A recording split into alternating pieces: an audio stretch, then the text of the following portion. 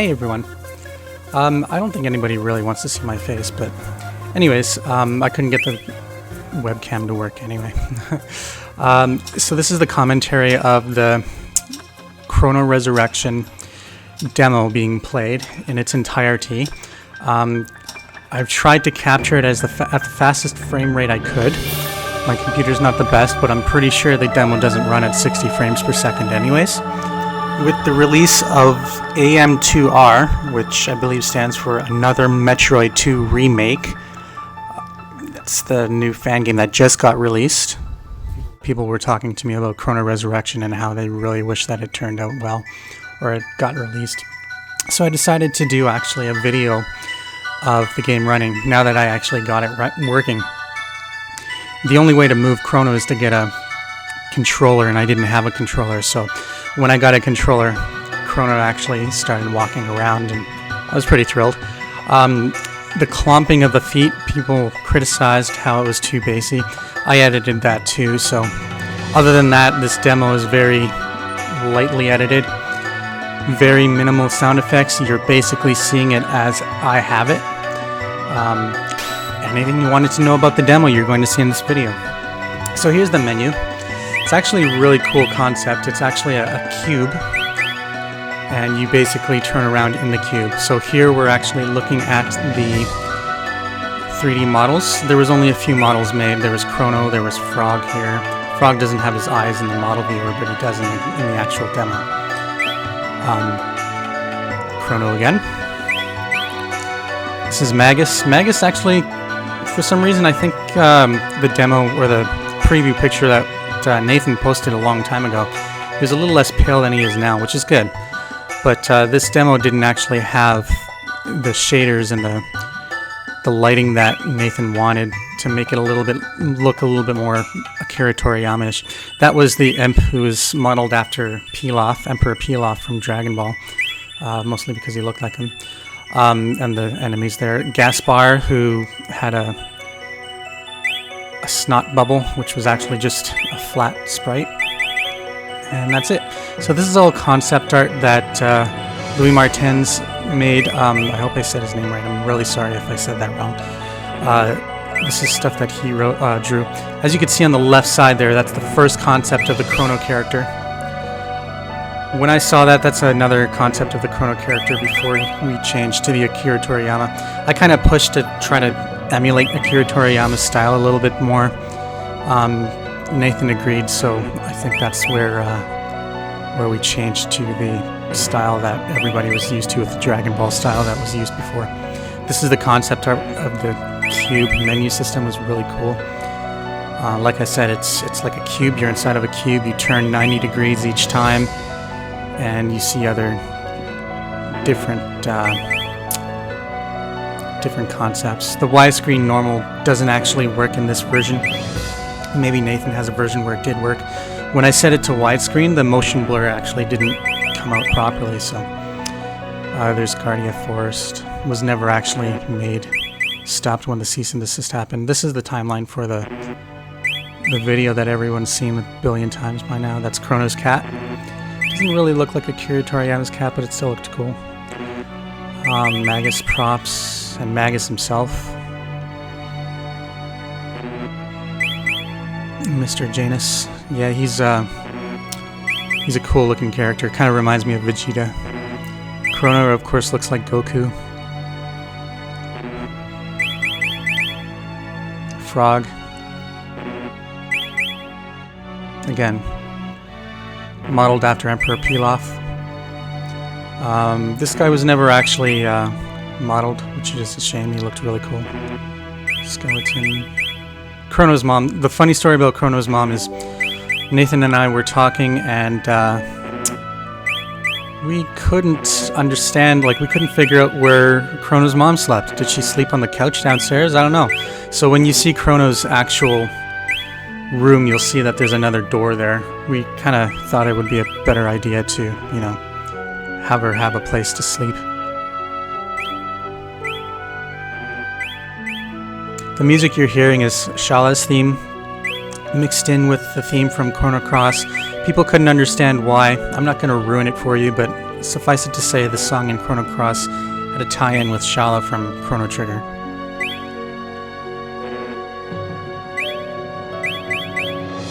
Okay, so I guess, yeah, we'll take a look at the credits here too.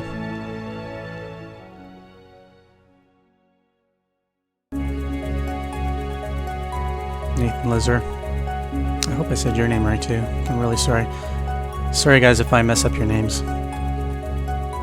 Louis Martins. I actually stayed with him in Montreal when I visited about 10 years ago. We went to a game convention. He showed me some cool animations from Chrono Resurrection that I'd never seen before that you will not be seeing here, unfortunately, because they're not part of the demo that I have.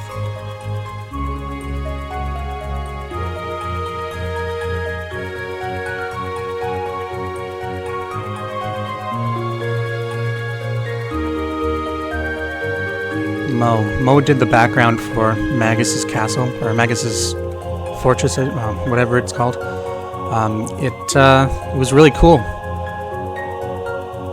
It wasn't actually featured in the demo properly, but you'll see it. I actually showed it.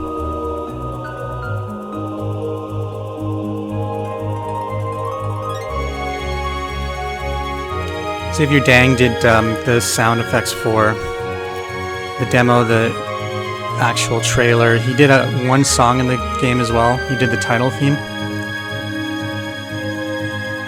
I had made a different title theme for the game, but it used a music box instead.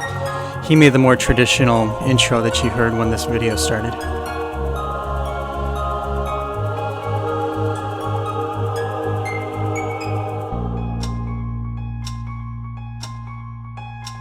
So you're hearing an edited version of the end credits theme from Chrono Trigger. A lot of the people who are being thanked here, I'm not sure who they are. I think a lot of them are friends and family of Nathan's and Louis and everybody else. You'll also see big industry names like Yasunori Mitsuda, Shigeru Miyamoto, Satoru Iwata, rest in peace. And yeah, as you can see there, everything's hard-coded, which is why you'll never ever see the demo released, because if it ever did get out on the internet, Nathan would know exactly whose copy got released. And this is Xavier Dang's version of the song. So another thing is that this demo is horribly unstable. As you noticed, it crashed there. So I reloaded with Magus's tempo here. Playing the Zeal theme.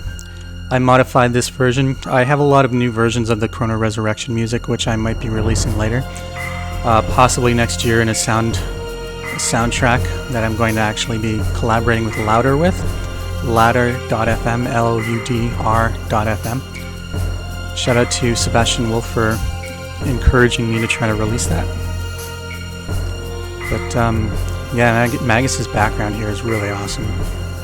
Just the bloom effects, and Nathan had a version that he posted on his YouTube that actually had animating like those blue or those blue glowing fireball things at the bottom there. They actually animated when you walked past them. I was just kind of standing around waiting for something to happen. Originally, this song was going to be used as the main music, or main menu music rather. But Nathan, I accidentally went inside Chrono's head here and started looking. Oh, that's kind of creepy. Yeah, but Nathan actually used the Star Stealing Child theme song instead for the menu music, which I thought was kind of cool. So I turned off the character movement and I turned on the free range movement here. As you can see, the slow pan and the creepy pan, and that was really cool. That's a cool view of Chrono right there too.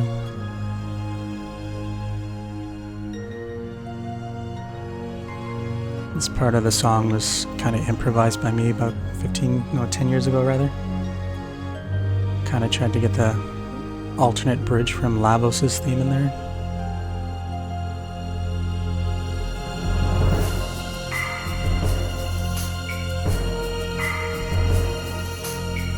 Yeah, it's a cool view of the statue. So that's it for Magus' background. Let's load something else here. The End of Time.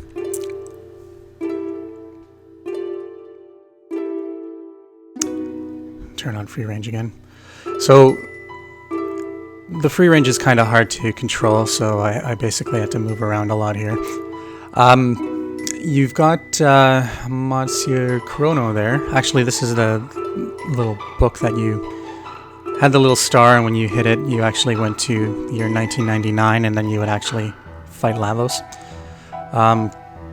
Gaspar's not there, but you saw him in the actual intro and the trailer and everything. These are the time warps for the different time periods. The idea was that you would have walked into one and then you would have gotten to a different part of the demo. Chrono's just standing there in the middle of nowhere. Not sure why they had him standing outside of the thing. Yeah, I turned on wireframe mode. You could see his eyeballs in the back. It's kind of creepy, but... And here's a... Oh. Forgot about this. This is a test station, or a test area of the demo, where you get to fight Zombor. The thing about fighting Zombor is there's actually no hit points or anything. You'll see that later. But yeah, I think this was basically a test for the demo to check the shading and the lighting and different kinds of video effects and things like that. It's Chrono using a lightning effect. It's cool how he picked up his sword like that. I feel like if we had more time on this, we could work on the animation a little bit more. This is a shot of Crisis, the music theme that he was never actually in the original demo. This was actually one of the new songs that I created about a few years back that I was going to make for the soundtrack.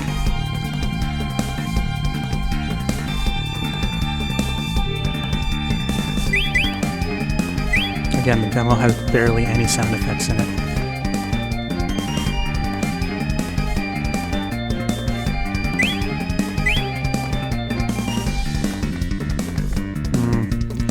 Chrono's lightning attack does absolutely no damage, and I'm very conservative about how many times I use it, because if you use the wrong tech, then you can actually crash the demo.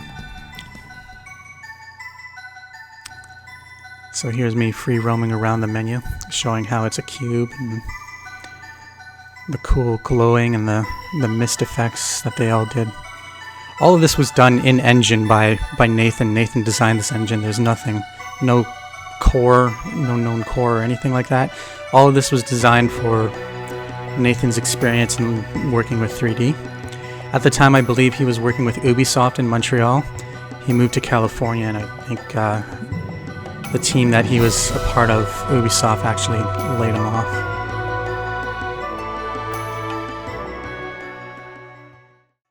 So this is the actual start of the demo.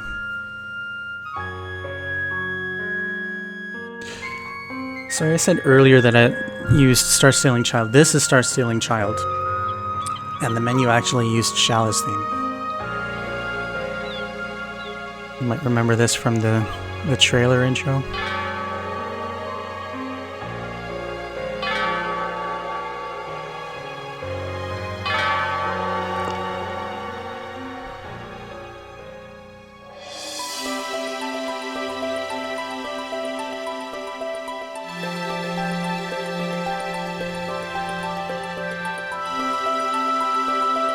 For the longest time, I couldn't get this to run at full speed. I'm so happy that I was able to capture this at full speed. Cool little scene outside the window there.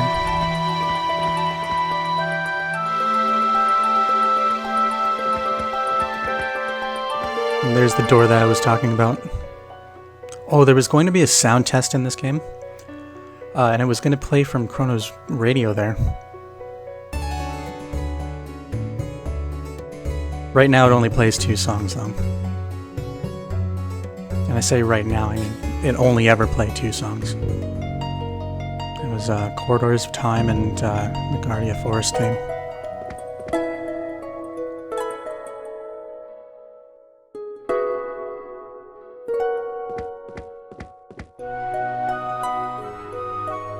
So there was no transition walking down the stairs, which was kind of a letdown. I'm sure if we had more time, we would have been able to make that a little bit more seamless.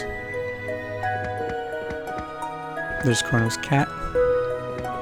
Interacting with it doesn't really do anything. Here's the kitchen. And the time gate that Gaspar led to us, or gave us here.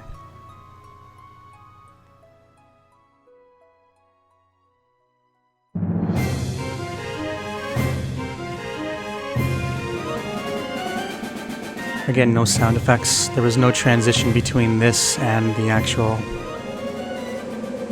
Xenon Bridge. The song you heard before was an unused version of the battle theme, or the boss theme. It was used in Chrono Trigger's pre-release.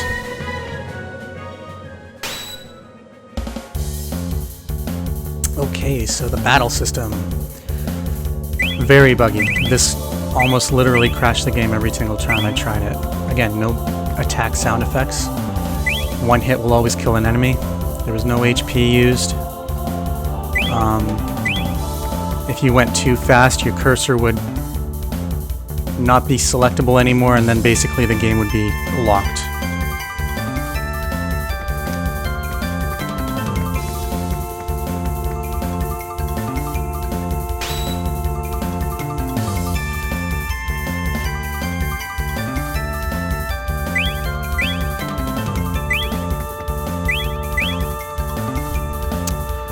The game was going to be a series of, I think, 9 or 10 scenes. It would have been really cool to see it come into fruition. It's too bad we got the cease and desist. We all understood why Square did what they did. We were all a little let down. We agree that we probably should have been quiet about it until whenever, but yeah, that's 11 years ago now, so here's Sombor's fight. He's missing his right arm, I just noticed. And the funny part here is Chrono and Frog are missing their weapons. So right now they're attacking with air. And as you can see, there's no hit points, so basically you just have to hit him multiple times until he goes down.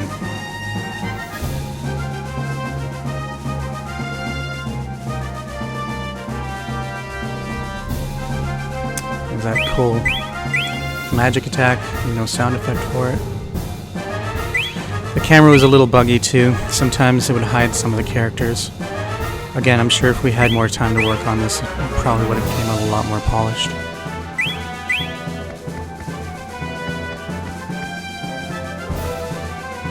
There's really not much more to the demo than what you've just seen in this video. Unfortunately, I wish we were further along, but yeah, this is basically where it ended. You attacked Zombor until he went down, and then as soon as he goes down, you basically just standing around and nothing else.